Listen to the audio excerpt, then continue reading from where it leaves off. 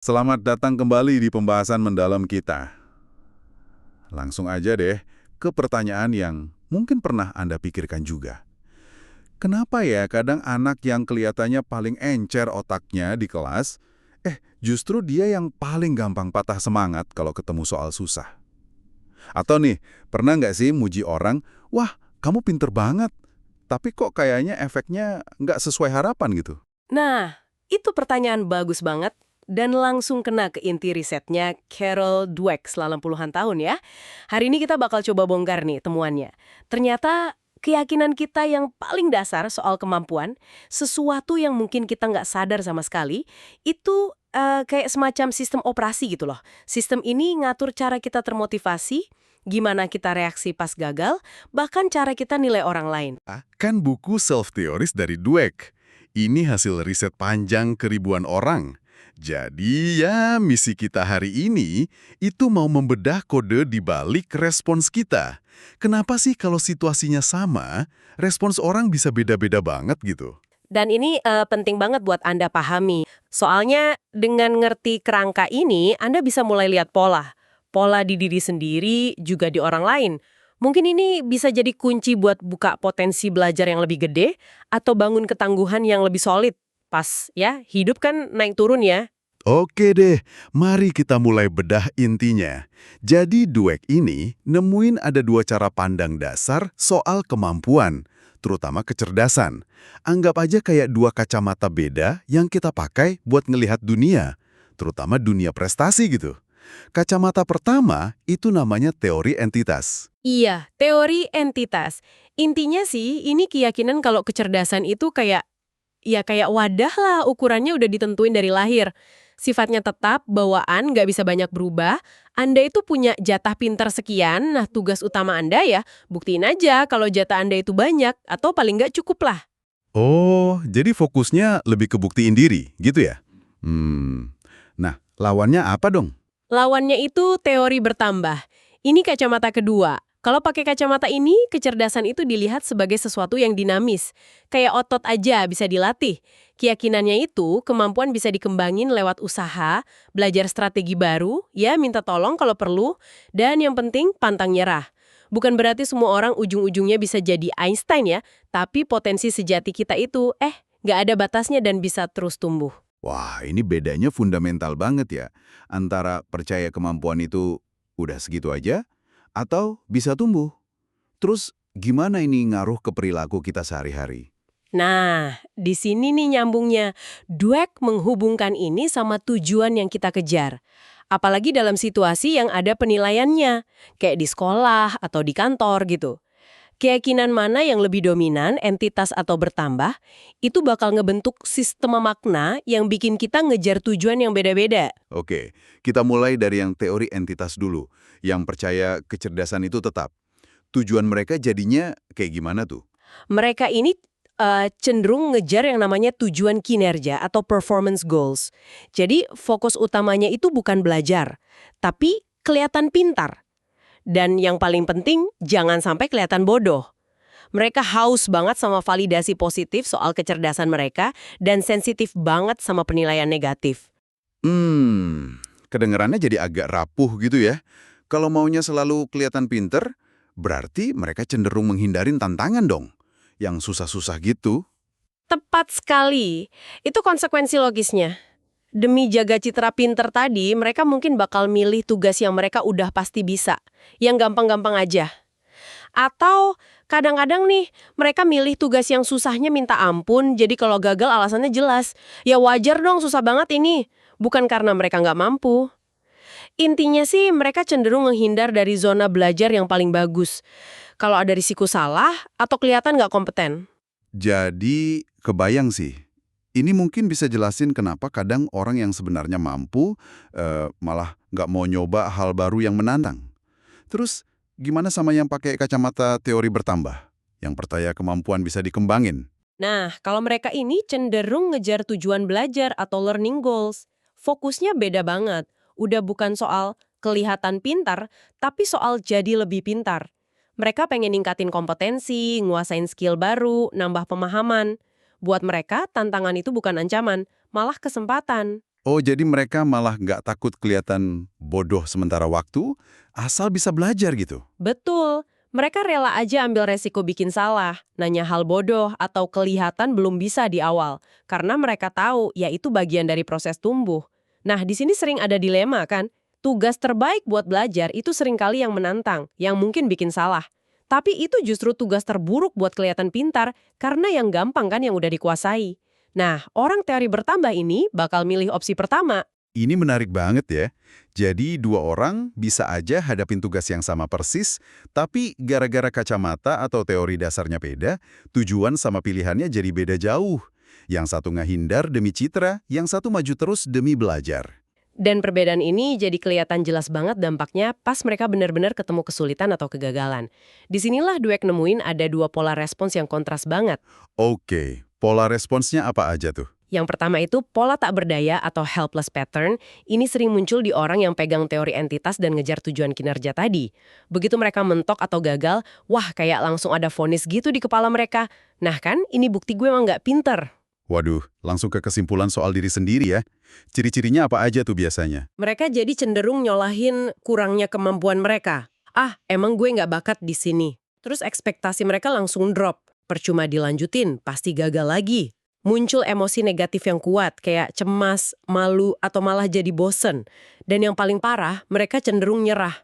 Performanya benar-benar turun, bahkan kadang di tugas yang sebelumnya mereka bisa kerjain. Dan yang bikin kaget, kalau nggak salah ingat dari risetnya, ini tuh bukan soal seberapa pintar mereka aslinya kan? Bisa jadi mereka sebenarnya pintar. Nah, itu dia. Ini temuan krusial dari Dweck. Pola tak berdaya ini bisa muncul bahkan di siswa yang nilainya bagus-bagus aja. Malah kadang, siswa yang terbiasa sukses gampang, begitu ketemu tantangan serius pertama kali, langsung ambruk. Mereka kayak nggak punya strategi buat hadapin susah. Soalnya selama ini kan gampang-gampang aja. Dan itu malah nguatin anggapan kepintaran mereka. Ada contoh spesifik nggak dari risetnya yang bisa gambarin ini? Biar lebih kebayang. Ada studi klasik dari Diner dan Dweck.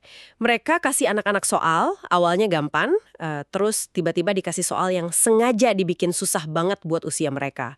Nah, anak-anak yang nunjukin pola tak berdaya ini, reaksinya cepet banget. Kayaknya, aku nggak pinter deh, atau, aduh, ingetanku jelek nih. Kepercayaan diri mereka langsung hilang gitu aja. Bahkan sampai ragu sama kemampuan mereka ngerjain soal gampang yang sebelumnya berhasil mereka jawab. Ya ampun, dampaknya bisa secepat dan sedalam itu ya.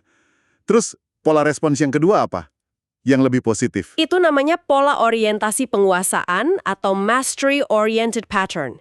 Ini khasnya orang yang pegang teori bertambah dan ngejar tujuan belajar. Pas ketemu kesulitan yang sama, mereka ngelihatnya bukan sebagai vonis akhir, tapi sebagai Informasi. informasi.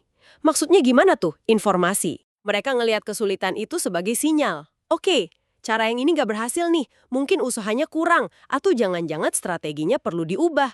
Mereka nggak langsung nyalain kecerdasan permainan mereka, fokusnya itu ke proses dan solusi. Oh, jadi bukannya nyalain diri, mereka malah aktif nyari cara gitu ya? Betul banget. Anak-anak di study dinner dan Dweck yang nunjukin pola ini malah jadi ngomong ke diri sendiri, kasih instruksi gitu. Kalau makin susah, aku harus coba lebih keras.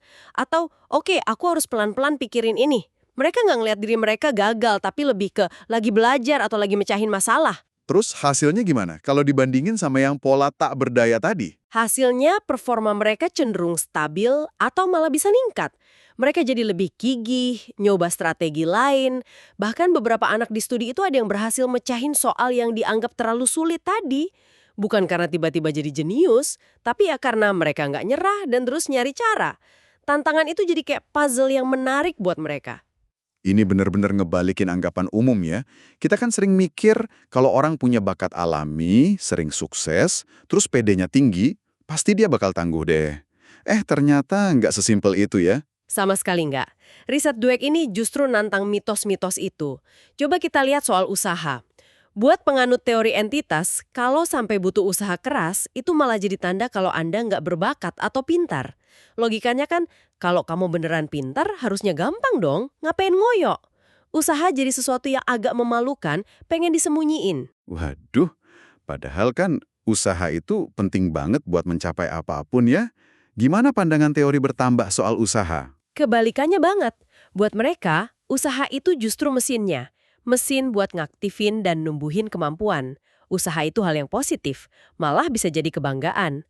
Orang paling jenius sekalipun kan butuh usaha keras buat bikin karya hebat. Mereka ngelihat usaha itu kayak bahan bakar, bukan tanda kelemahan. Oke, itu soal usaha. Terus dia mah sama kepercayaan diri. Bukannya pede itu penting ya? Penting sih penting, tapi nggak cukup. Apalagi kalau landasannya teori entitas. Dweck nemuin orang teori entitas bisa aja PD-nya tinggi banget sebelum ketemu tantangan. Tapi begitu gagal, wah PD-nya bisa langsung hancur lebur. Kenapa? Soalnya kegagalan itu dianggap bukti final ketidakmampuan mereka. Sebaliknya nih, orang teori bertambah bisa aja awalnya kurang pede sama kemampuan saat ini. Tapi mereka tetap bisa tangguh. Fokusnya kan bukan buktiin diri, tapi belajar. Jadi kegagalan nggak terlalu bikin mereka runtuh. Dan kalau sering sukses terus-menerus juga nggak otomatis bikin tangguh ya? Nggak. Kalau mindset dasarnya tetap entitas. Ada studi Dweck tahun 1975 yang menarik banget soal ini. Anak-anak yang punya pola tak berdaya dibagi dua grup. Satu grup dikasih pelatihan sukses. Maksudnya, dikasih soal gampang terus biar ngerasa berhasil. Grup satunya lagi dikasih pelatihan atribusi ulang. Nah, ini diajarin secara gamblang buat ngaitin kegagalan itu sama kurangnya usaha atau strategi yang salah. Intinya, faktor yang bisa diubah bukan kurangnya kemampuan. Hasilnya, cuma kelompok kedua yang nunjukin perbaikan signifikan pas hadapin kesulitan berikutnya. Wow, jadi bukan suksesnya itu sendiri yang penting. Tapi gimana kita memaknai kegagalan dan apa penyebabnya? Nah, ini ngarahin kita ketemuan Dweck yang menurut saya paling bikin kaget dan penting banget buat kita semua. Terutama orang tua, guru. Bahaya pujian yang salah. Iya, ini salah satu kontribusi Dweck yang paling terkenal ya dan sering disalahpahami juga. Secara spesifik, bedanya dampak antara muji kecerdasan, kamu pinter banget, lawan muji proses atau usaha. Kamu kerja keras ya, strategimu bagus, wah cara kamu nggak nyerah itu hebat. Perasaan kita kan bilang muji anak pinter itu bagus dong, bikin dia pede. Tapi risetnya bilang apa? Nah, riset Miller dan Dweck ini nunjukin hasil yang sebaliknya. Dan cukup bikin khawatir sih. Kalau kita muji kecerdasan terus-terusan, itu justru malah dorong anak buat ngadopsi teori entitas.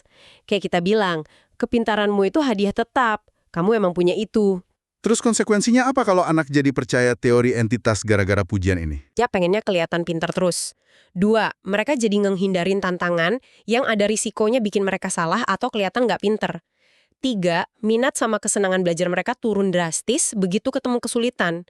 4, kegigihan mereka setelah gagal juga berkurang, lebih cepat nyerah gitu. 5, ironisnya nih, pas gagal, mereka malah lebih mungkin nyalahin kurangnya kemampuan mereka. Wah, ternyata aku nggak sepinter itu. 6, performa mereka setelah ngalamin kegagalan cenderung turun.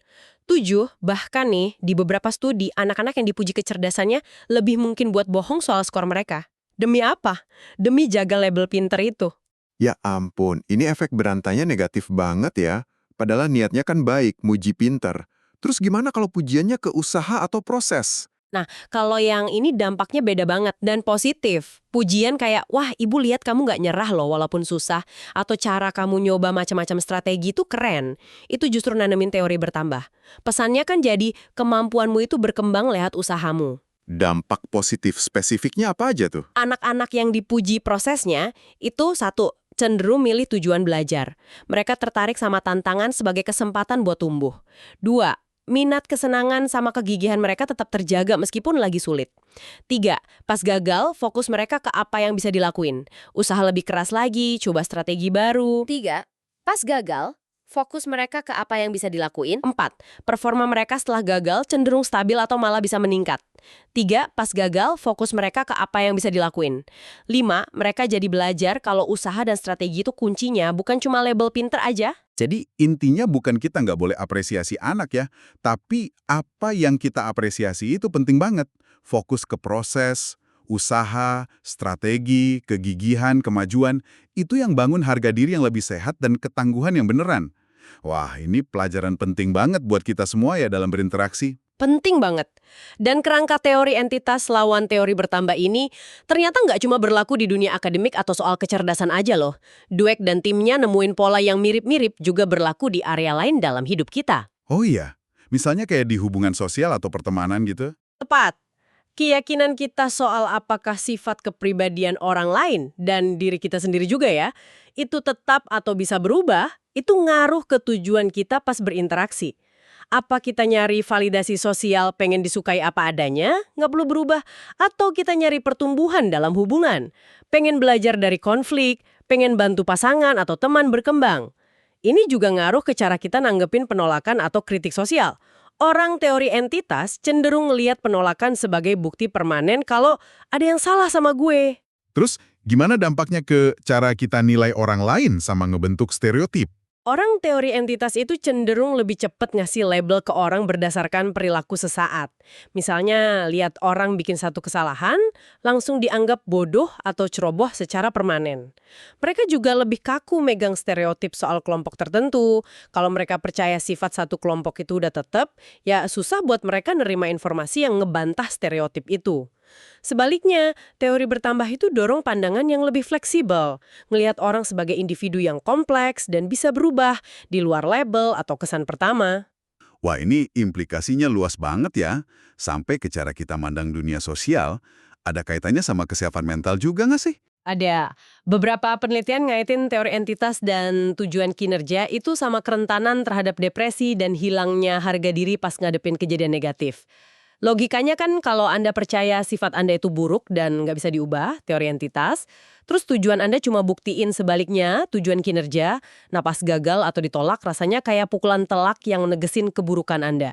Itu bisa micu perasaan nggak berharga. Kalau teori bertambah itu kayak ngasih bantalan gitu, karena kemunduran dilihat sebagai bagian dari perjalanan, bukan akhir dari segalanya. Dan ini akarnya bisa kelihatan dari kecil banget ya, di anak-anak. Betul, bahkan anak kecil pun udah bergelut sama konsep baik lawan buruk. Pola tak berdaya di anak kecil itu kadang bukan soal ngerasa bodoh, tapi ngerasa jadi anak nakal secara permanen pas mereka bikin salah atau ditegur. Mereka yang rentan itu percaya kalau satu kesalahan bikin mereka jadi buruk selamanya. Luar biasa ya. Gimana satu keyakinan dasar bisa merembet ke begitu banyak aspek hidup kita? Oke deh, mari kita coba tarik benang merahnya ya dari diskusi kita ini. Sip, intinya ada kayak perangkat lunak gitu ya, yang tersembunyi di pikiran kita, yaitu keyakinan kita. Apakah kualitas diri itu tetap, entitas, atau bisa dikembangin, bertambah.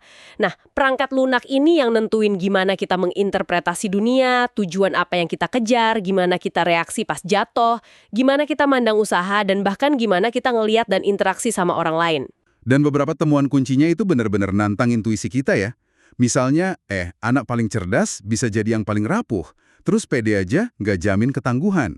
Dan yang paling praktis mungkin ya, soal cara kita muji itu fokus ke proses, bukan ke label pintar. Ternyata bisa bikin perbedaan besar banget buat numbuhin pola pikir yang tangguh dan suka belajar. Jadi, apa artinya ini semua buat Anda yang dengerin? Pertama, ini bisa jadi alat refleksi yang kuat banget. Anda bisa mulai ngenalin, kacamata mana nih yang lebih sering saya pakai, entitas atau bertambah? Gimana ini ngaruh ke cara saya hadapi kerjaan, belajar hal baru, atau nanggepin kritik? Ngertiin pola pikir Anda dan orang lain itu langkah awal yang penting. Dan ini bukan cuma soal ngenalin aja kan ya, tapi juga soal milih. Tepat sekali, pengetahuan ini ngasih kita pilihan. Meskipun mungkin kecenderungan awal kita udah terbentuk dari pengalaman masa lalu, kita bisa secara sadar milih buat ngadopsi perspektif teori bertambah. Ngelihat tantangan sebagai peluang, ngelihat usaha sebagai kunci, ngelihat kritik sebagai masukan buat tumbuh. Kita juga bisa milih cara komunikasi yang dorong pola pikir bertambah di orang sekitar kita, terutama anak-anak. Ini jalan menuju pembelajaran seumur hidup dan, ya, ketangguhan yang lebih besar. Nah, sebagai penutup nih, kami mau ninggalin Anda dengan satu pertanyaan buat direnungin lebih lanjut. Pertanyaan ini berangkat dari semua yang kita diskusikan hari ini, semacam refleksi akhir gitu ya. Mengingat betapa dalamnya keyakinan soal kemampuan ini bisa tertanam, dan gimana hal sesederhana kata-kata pujian aja bisa ngebentuknya, langkah konkret apa sekecil apapun yang bisa Anda mulai lakukan hari ini untuk secara sadar menumbuhkan atau memperkuat pola pikir bertambah, growth mindset dalam diri Anda, biar lebih tangguh dan lebih terbuka pada pembelajaran dalam menghadapi lika-liku kehidupan sehari-hari.